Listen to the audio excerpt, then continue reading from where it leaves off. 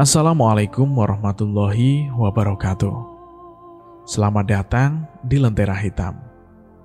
Untuk episode kali ini, kami akan menceritakan kisah pendakian di Demeni Ronggeng Gunung Sinden. Cerita ini kami ambil dari Kaskus. Cerita ini ditulis oleh Siti Nur 200. Tidak usah lama-lama, kita langsung saja menuju ke ceritanya.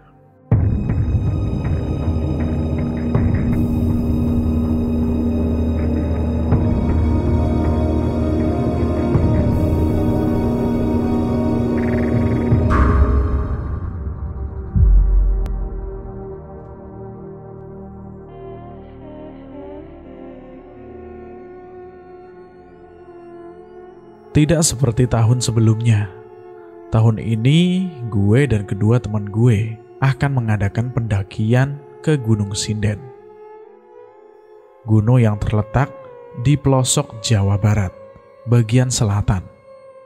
Gunung yang akan kami kunjungi benar-benar berada di pedalaman kampung.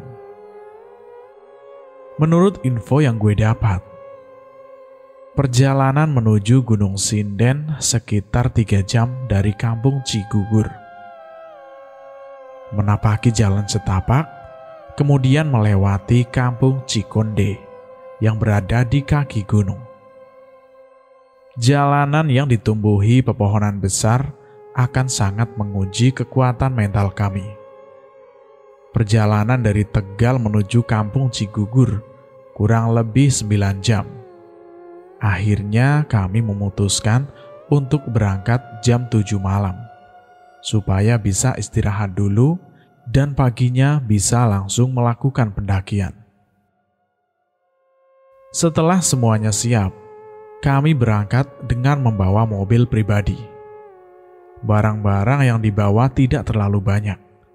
Rencananya kami akan menitipkan mobil di rumah teman gue.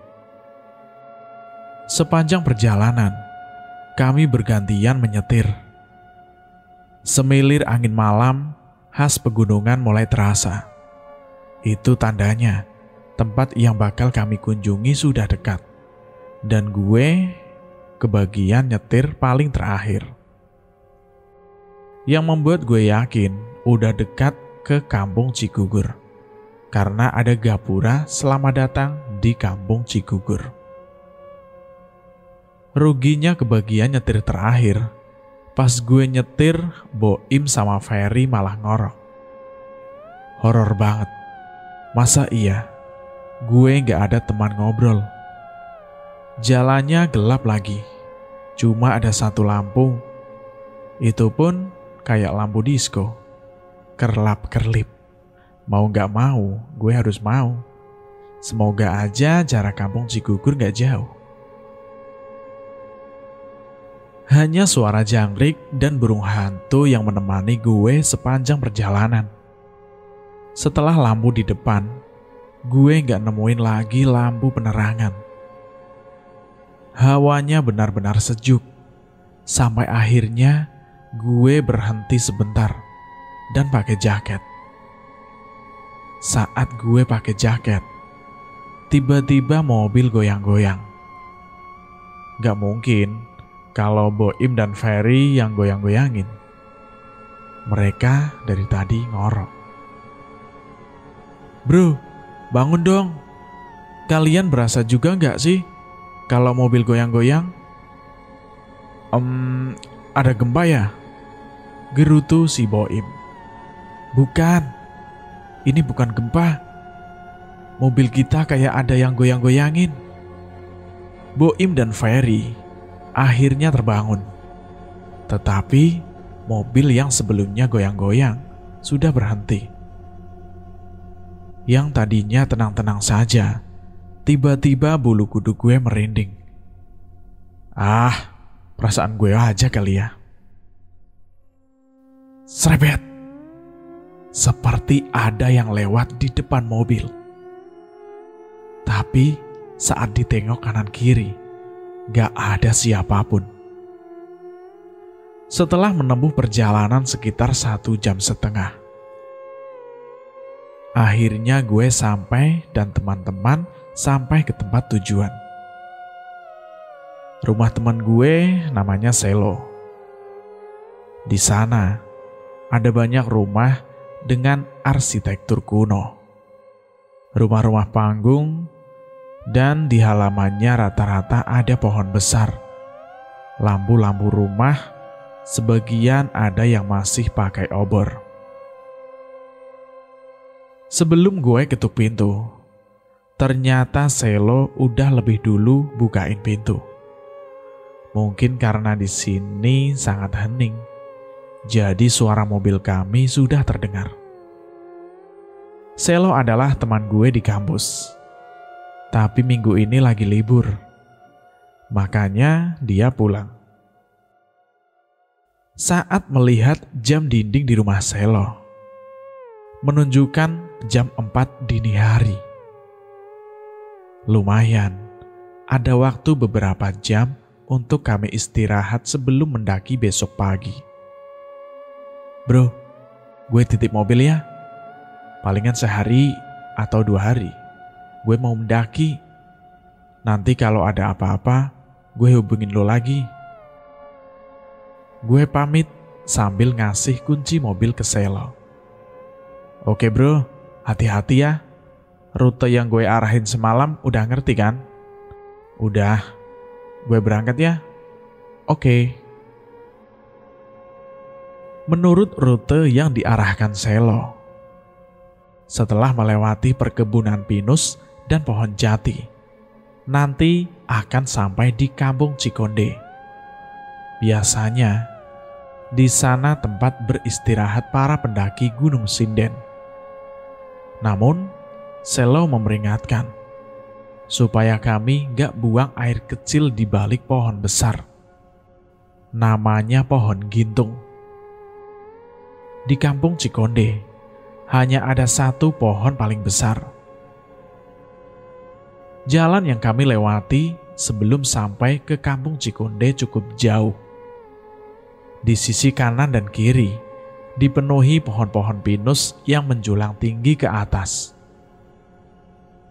Hari yang cerah terasa panas dan panas pun terasa dingin.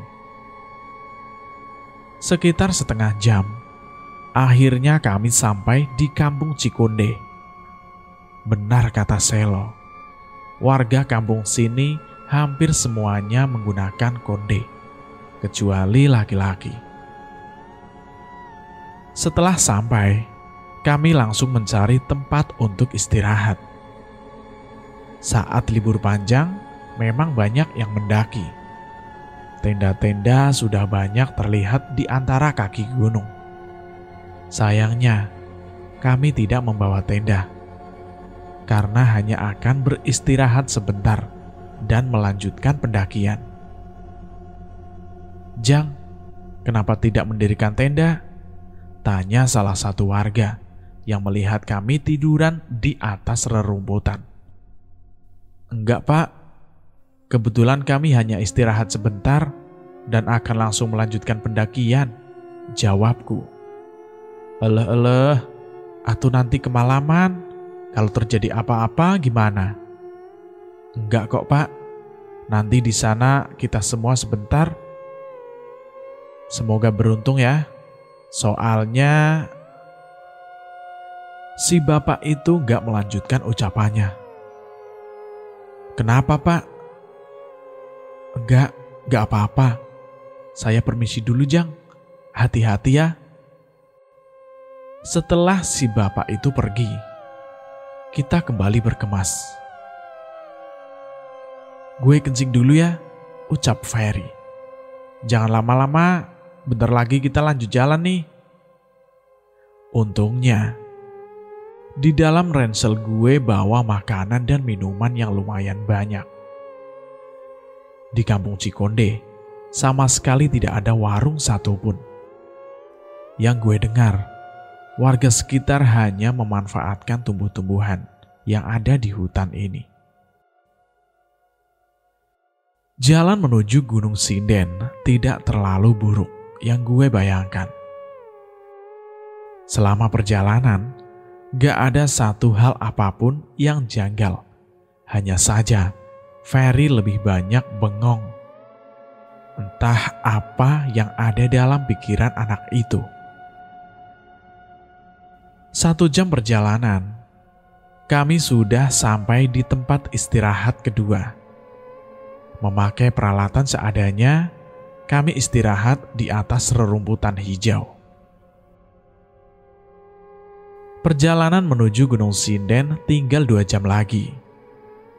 Jam di pergelangan tangan masih menunjukkan pukul 9. Masih banyak waktu. Bro, lo kenapa bengong melulu? Ntar kesambet lo. Boim menepuk bahu Ferry. Gue tadi lihat cewek cantik bro, pakai konde sama baju kebaya gitu. Di mana? Lo ngintip ya? Tanya gue.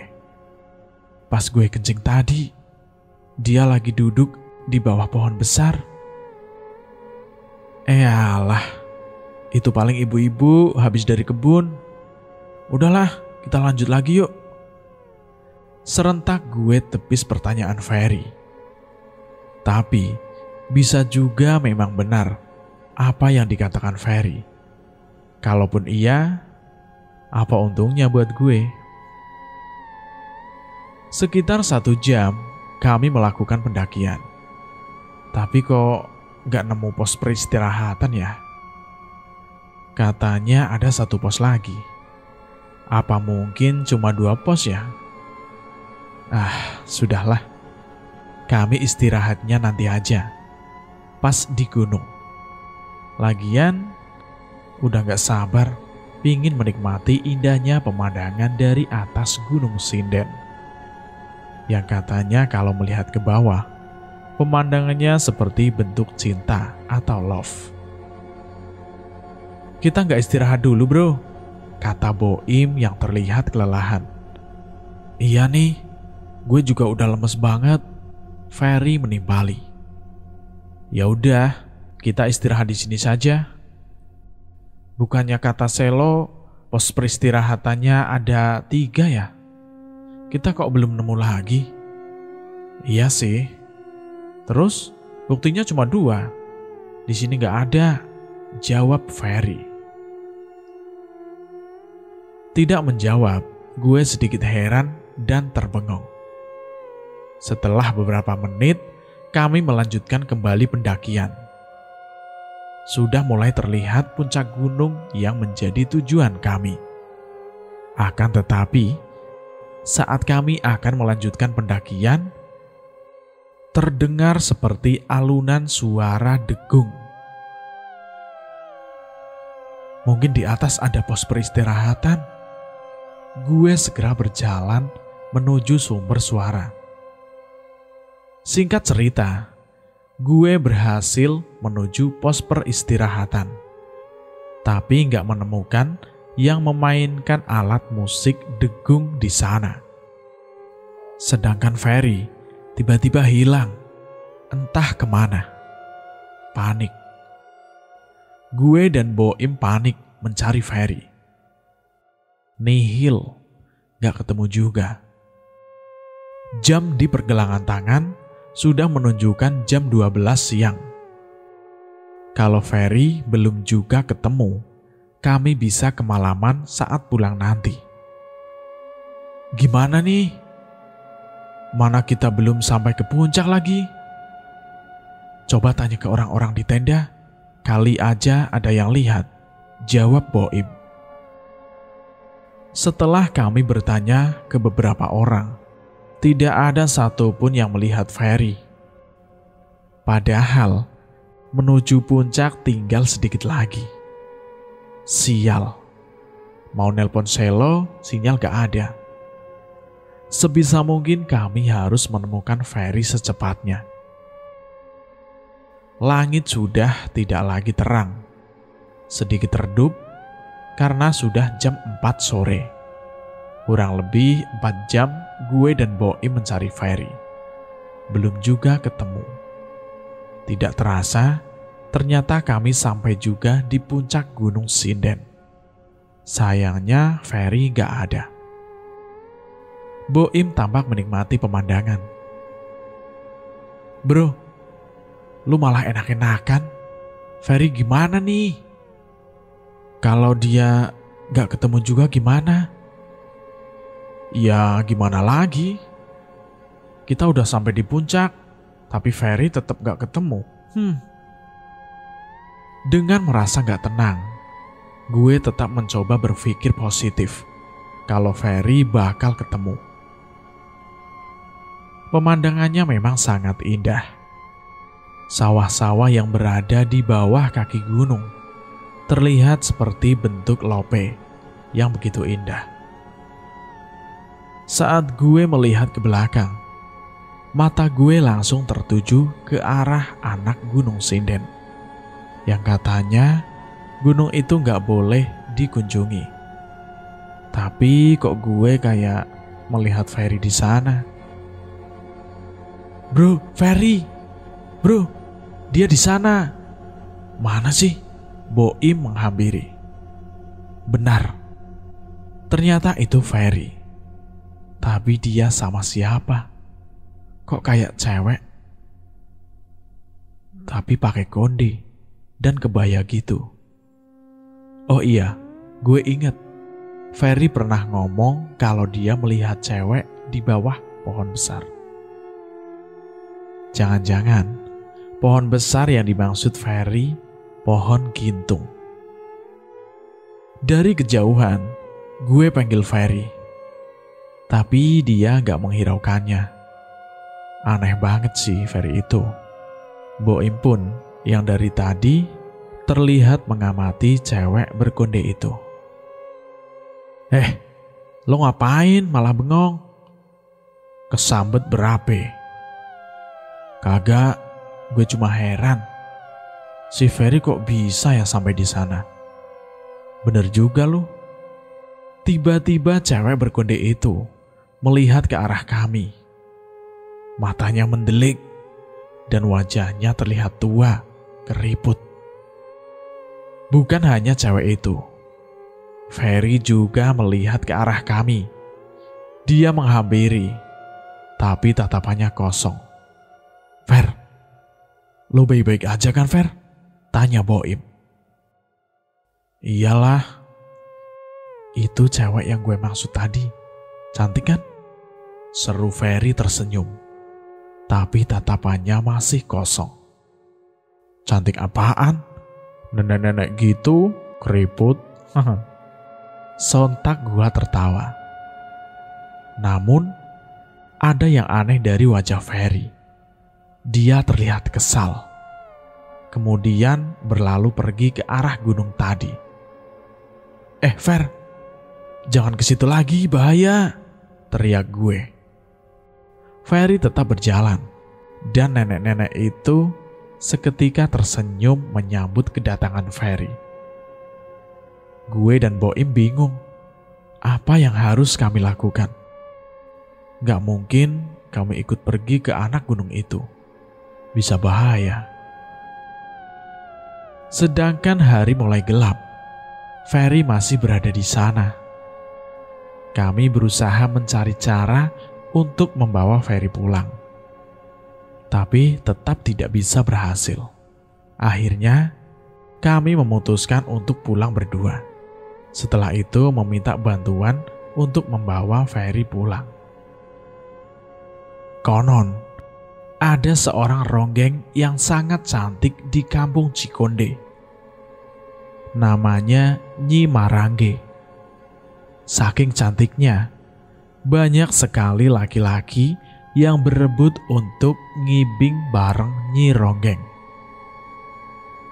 Namun, di balik itu ada ronggeng lain yang tidak menyukainya. Kemudian ronggeng itu menyuruh segerombol laki-laki untuk membunuhnya. Nyai Marangge berhasil dibawa ke puncak gunung sebelum dibunuh. Nyi Marangge diperkosa terlebih dahulu secara bergantian. Setelah kejadian itu, Nyi Marangge gentayangan.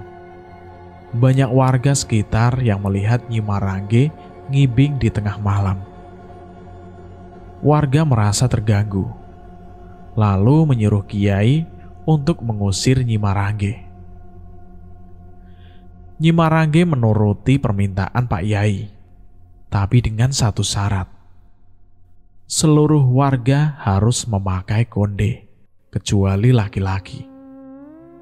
Nyi Marangge akan berdiam diri di anak gunung, yang dulunya nama gunung itu adalah Gunung Dadali.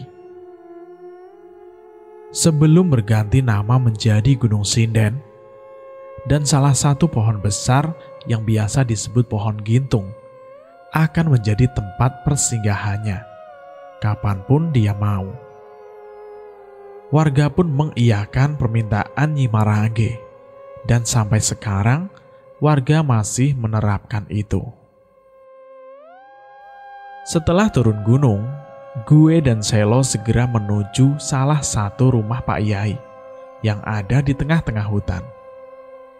Menurut warga kampung Cikonde, hanya Pak Yai Durjan yang bisa menaklukkan Nyi Marangge. Kami berhasil menemukan rumah Pak Yai Durjan, dan ia juga mengiyakan untuk menolong kami. Namun, karena sudah larut malam, Pak Yai Durjan menyuruh kami untuk bermalam di rumahnya dan melanjutkannya besok pagi. Sampai di puncak gunung, Pak Yai segera menemui Nyi Marangge dan menyuruhnya untuk melepaskan Ferry. Tapi Nyi Marangge menolaknya. "Aku sudah jatuh cinta dengan laki-laki ini," begitu ucap Nyi Marangge. Pak Yai terus membujuk Nyi Marangge. Akhirnya Ferry dilepaskan dari peletnya dan berhasil kami bawa pulang. Cerita pun selesai. Begitulah ceritanya tentang didemeni ronggeng Gunung Sinden. Cerita ini hanya fiktif belaka. Apabila ada kesamaan nama, tempat kejadian, dan alur, itu hanya unsur ketidaksengajaan. Bagaimana pendapat Anda tentang cerita ini? Silahkan tulis di kolom komentar. Terima kasih buat penulis yang sudah mengizinkan kami untuk menceritakan kisah ini. Cukup sekian dan terima kasih. Wassalamualaikum warahmatullahi wabarakatuh.